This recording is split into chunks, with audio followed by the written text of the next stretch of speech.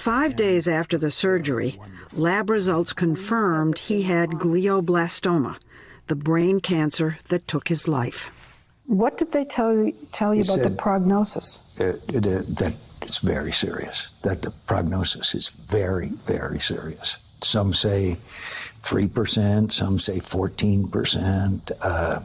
It's a very poor prognosis. So I just said, I understand. Now we're going to do what we can, get the best doctors we can find, and do the best we can. And at the same time, celebrate with gratitude a life well lived. Was he that tough? Yes, he is that tough. Joining us now is the late Senator John McCain's widow, Cindy McCain. She chairs the board of the McCain Institute for International Leadership and is the author of the new book, Stronger: Courage, Hope, and Humor in My Life with John McCain. Good to have you on the show. Cindy, thank you so much for being with us. Let's start by talking about why you wrote the book and why you thought it was important for people to read about your journey.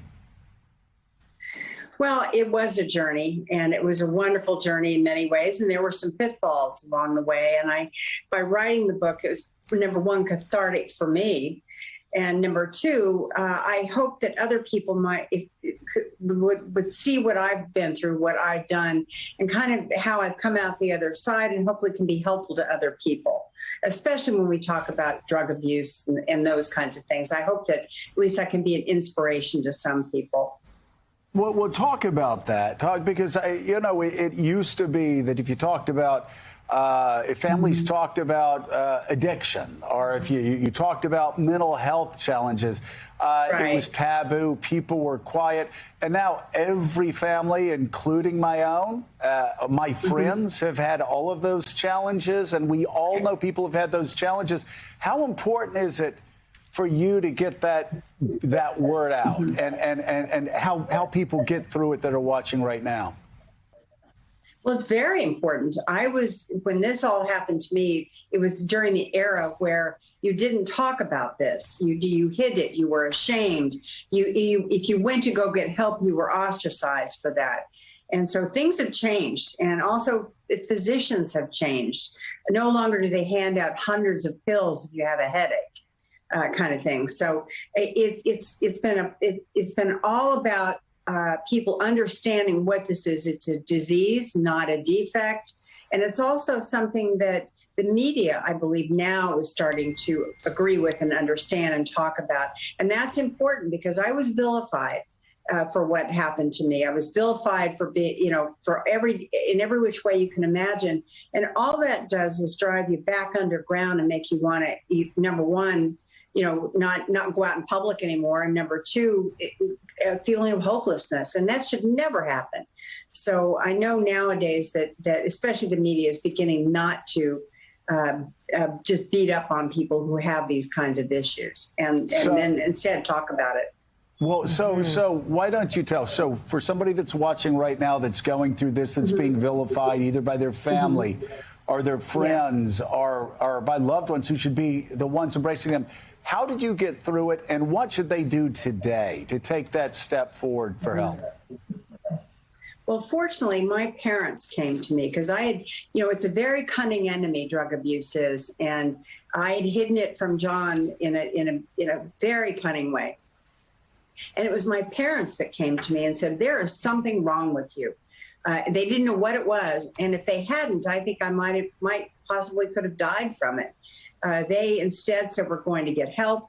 You're going to immediately tell your husband. He will understand, all those kinds of things.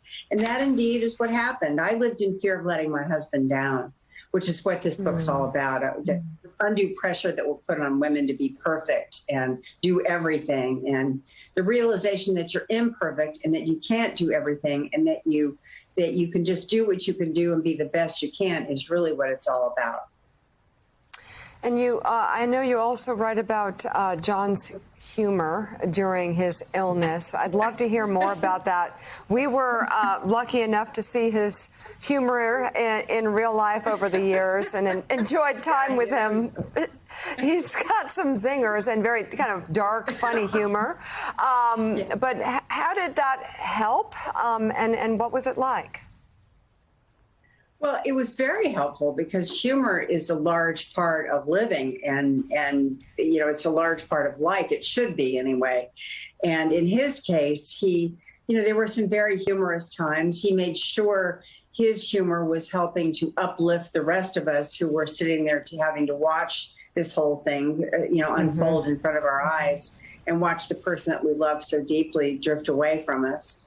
So humor was a large part of it, and believe me, I talk about an incident in the book, the Dustbuster incident on the airplane, where regarding his after post-surgical stuff. I mean, he was really, as you know, had a very sharp sense of humor, and used it quite often during his illness. Yeah, you talk about him saying, "I packed a dustbuster in case my brain explodes." I guess that's the humor. My brain explodes. Yeah. That's the humor you're talking about. Congratulations on the book, Cindy. It's nice to see you. Thank you. One of the defining moments of this political era really was in July 2015 when then candidate Donald Trump took a shot at your husband, Senator McCain, and said, "I like people who weren't captured," talking about his storied record as a war hero. I think a lot of people in the moment thought, well, that's the end of that campaign. You don't go out and criticize a war hero. You certainly don't go out and criticize the service of someone like John McCain. Yeah. What was that like inside your home for you and for Senator McCain himself to hear that comment first, but then to watch President Trump's support rise after that? Again, John used humor, and he took it in stride. I mean, he was more concerned for his fellow POWs than he was for himself.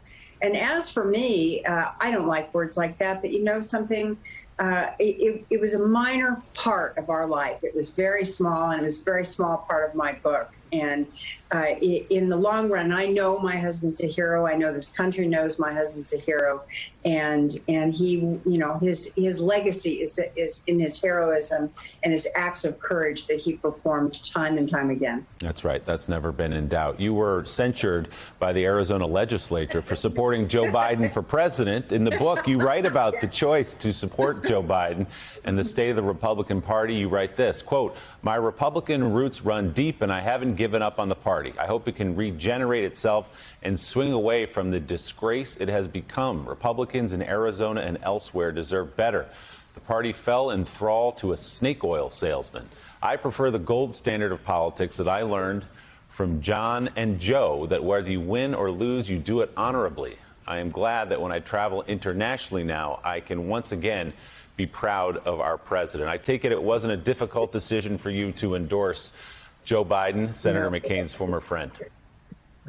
No, it really wasn't. I mean, it was like everyone. I viewed the morass that was occurring around us within the Republican Party as something that was going to take us down. And so I felt I could either sit at home and yell at the television set every day, or I could get up and do something. And that's what I felt I could do. I only have my voice, and I think it worked. He won, which is wonderful. And now we have back in the White House and within our leaders courage and empathy and the spirit of trying to cooperate. I know your last guests were talking about that, the act of civility and things like that, which are most important in politics. And so it's nice to see that back, and nice to see an attempt at a government trying to run in a better fashion than what was before. Cindy, I've been watching Ken Burns' documentary on Ernest Hemingway. Just a huge man. And a very big man that did great things, also had flaws. Yeah. Many would say that about John McCain. The thing I loved about him was, with me several times and with a lot of other people, he could get angry as hell at you. But you know what? He always came back, and he always talked, and he always worried about what was just over the hill. And I remember the last time I saw him, he seemed to be the only Republican on Capitol Hill who still had his head about him after Donald Trump was president, and even Lindsey had sort of started wandering off. And I thought it was remarkable that of all the battles he had been through, all the ups and downs, when his country and his party called on him to do the right thing, he was one of the few people that kept his head and remembered the values that got him into public service. Yes, yeah. That's you know, because he talked about it. He lived by the code of conduct, and that was who he was as a person and as a leader, I believe. And more importantly, his ability to, it was never personal with John. It was always about the issue. So Right. whatever anger he would develop or whatever would come about was always about the issues, never about the person on the other side of the issue. And that's the difference. And I don't think we see a whole lot of that right now, or I'm hoping that we'll see more of it. Well, to be honest, Cindy, we really miss him. And we really miss him. You too. I wonder, finding joy and strength in writing this book is one thing. What about being grandmother to grandbaby Liberty? She's beautiful and looks like you. She does. It's uncanny. It really is. It's nice. I have Liberty and 2 other grandsons and another grandson on the way. And so it's such a nice part of it. You know, life goes on, and our first grandson was born almost to the day that John died. So wow. It's, as you know, life goes on, and you live in a new norm, which is new normal for me. And that's exactly what's going on. And this book has been very, as I said, cathartic. And it's also been a realization for me to kind of look inside and look at myself. And that's been very helpful. Hey, thanks so much for watching our YouTube channel. You can follow up on today's top stories and breaking news, or catch up on your favorite MSNBC shows all in one place. Download the NBC News app today.